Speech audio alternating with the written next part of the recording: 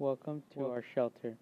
Our task is focused on surviving drone attacks in San Francisco. Hope you enjoy our presentation.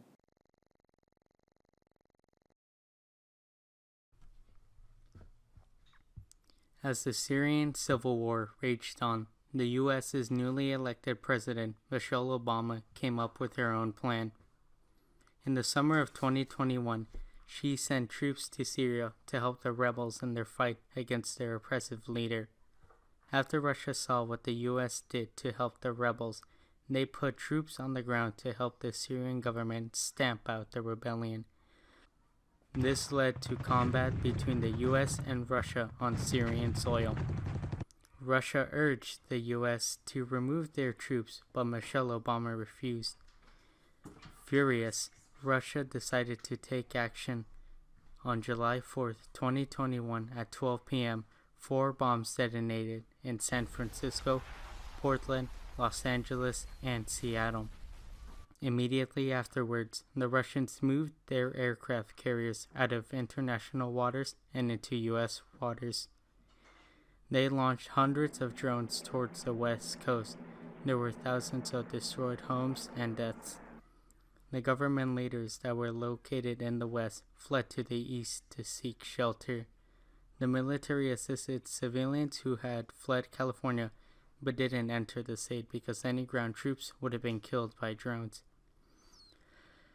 Mark Watney, who was on an assignment for NASA, happened to be in San Francisco when the attack occurred. He then met up with a group of 9 people who decided to stay together. This group that Mark met up with consisted of a pre-med student, Jackson, ex-Navy SEAL, Larry, a mechanic, Richard, a chef, Marco, a German Shepherd, Killer Keemstar, a 7-Eleven worker, Susie, a retired fighter, Joe, an architect, Monica, a troubled artist, Ron, and a criminal, Bubba. They reasoned that if they stayed in the city of San Francisco, it would improve their odds of survival.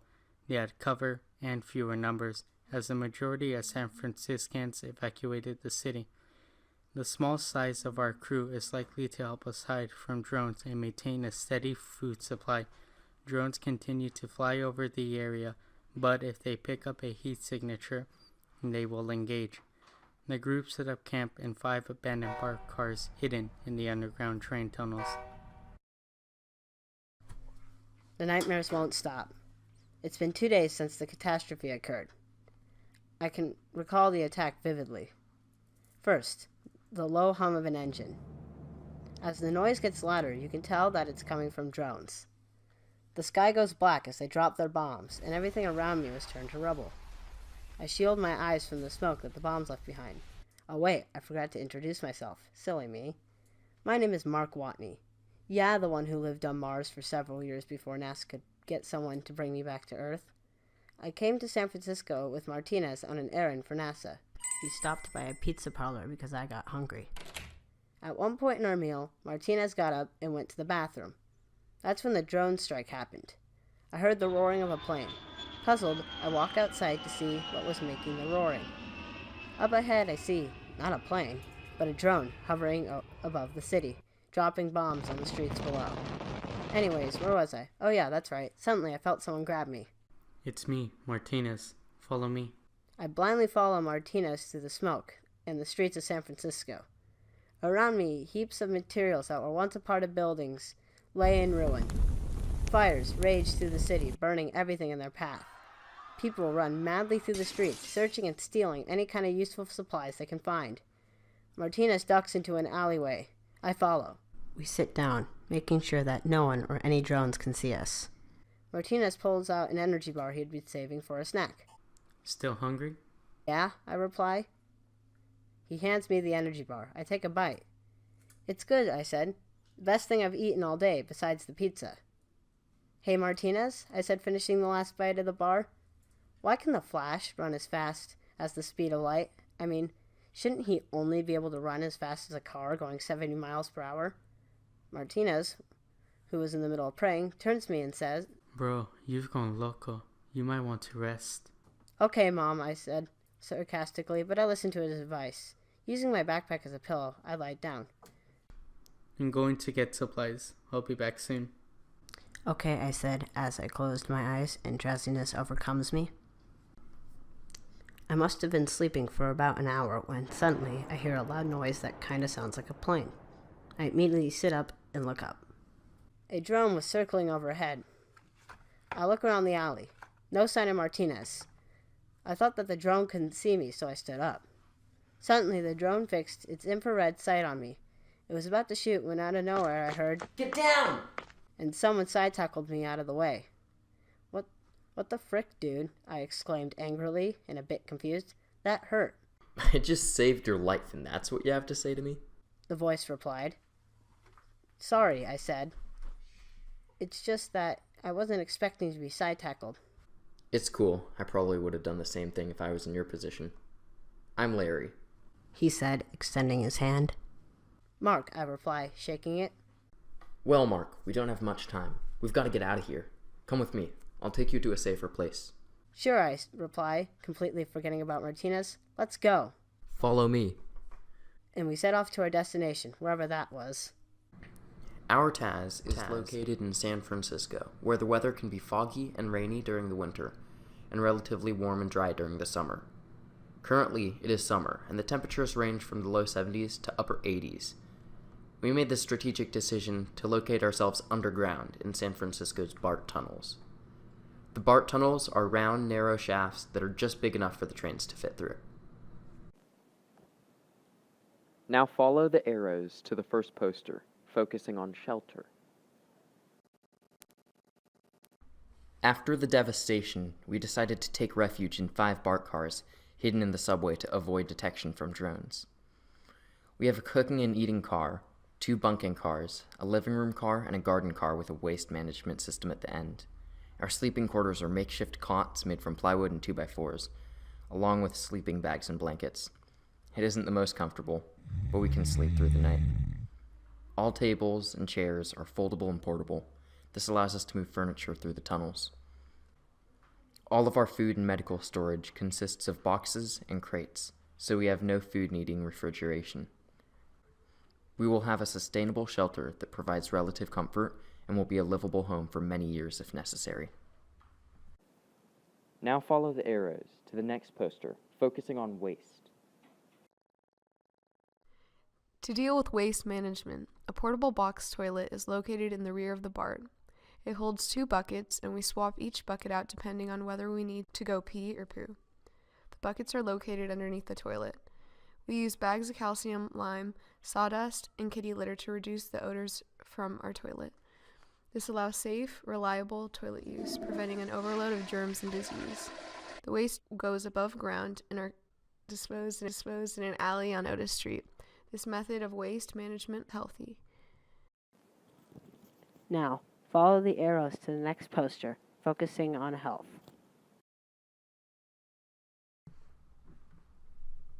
The ways we keep everyone in our community healthy is we raid San Francisco's houses, schools, hospitals, and drugstores for medical supplies. All of our medical supplies are stored in the kitchen car of our BART car system. We will operate on the living room table instead of the kitchen table because we don't want our medical person to work where we eat. Jackson, who is an undergraduate pre-medical student from Harvard, is in charge of the medical supplies and operations. Finally, we can make medical supplies like bandages and slings using materials like cloth that we find around San Francisco. Keeping warm is also an important aspect of good health and is often a difficult task. Now, follow the arrows to the next poster, focusing on heat. We have many ways to keep warm while surviving in an urban environment. We use small space heaters made from ceramic pots and perlite stoves, made from an Altoid tin. We can just place a space heater at the foot of every cot and under all the tables, so that if you need warmth, you can just light one of the heaters wherever you are in the Taz. The best part is that the perlite stoves are easy to make with garden store supplies, and can be used to cook over as well. When it comes to keeping warm outside, our refugee camp is well supplied with winter coats from the local outdoor stores. We also keep extra blankets and clothes stored in our living room and kitchen. All these things will help keep our citizens warm and safe. Now follow the arrows to the next poster, focusing on security. There are many ways we could successfully hide from drone detection. One way is using weather like rain and fog to our advantage when traveling because drones have hard time maneuvering through precipitation. We could also use 3D camouflage netting because it can help us conceal us from drone sight. We would also be using netting to make ourselves look less human because drones can easily detect human shapes. We have a cooking car where we cook most of our food so drones can't detect the heat from our stove. Also, we have a garden car to grow our plants because if we were to plant our plants above ground, drones would assume people live there. Both of these methods can help conceal us from drones. Using radios to keep everyone in our TAS updated on drone positions can help everyone stay alert when we go outside. Now, follow the arrows to the next poster, focusing on communication. The main system of communication we have is the citizen band CB radio because it has the range we need. We won't go more than a mile away from our underground BART car, so we don't need a radio that can transmit across several miles. The CB radios we have are handheld and battery operated as opposed to being in a truck, so we can carry them around whenever we travel. Larry, who is an ex-Navy SEAL, had several of these handheld CB radios when the drone strike happened. Also, we have an AM/FM radio for receiving information from around the outside world. We can also use these radios to get resources like water. Now, follow the arrows to the next poster, focusing on water. One way we can get water is by collecting precipitation. We can do this by putting out buckets where water can fall and collect. Another way is to look for water heater tanks in abandoned houses that hold several gallons of water. We can also collect water from toilet tanks that are located in abandoned buildings. The last way we can collect water is to dig holes around the city that are 2 feet wide and 1 foot deep. Let the water seep in, and then go collect the water that is gathered up. We boil or use iodine tablets to purify any water that needs it. Along with these methods for collecting water, we also have methods for gathering food. Now follow the arrows to the next poster, focusing on food. To feed our people, we came up with an idea that allows us to get and grow our food safely and efficiently. We'll mainly scavenge for non-perishable foods. We can search for these non-perishables in abandoned buildings such as stores, restaurants, and homes. Every day, all 10 members of our TAS gather in the kitchen car and be given a 1,500 calorie meal, which is 3/4 of the recommended calorie intake. We are growing plants such as radish, beets, and bok choy using grow lights powered by a bicycle generator. In the kitchen car, food is stored in a metal container to prevent insects and rodents from getting in. If the food needs to be cooked or heated up, we can cook on perlite stoves.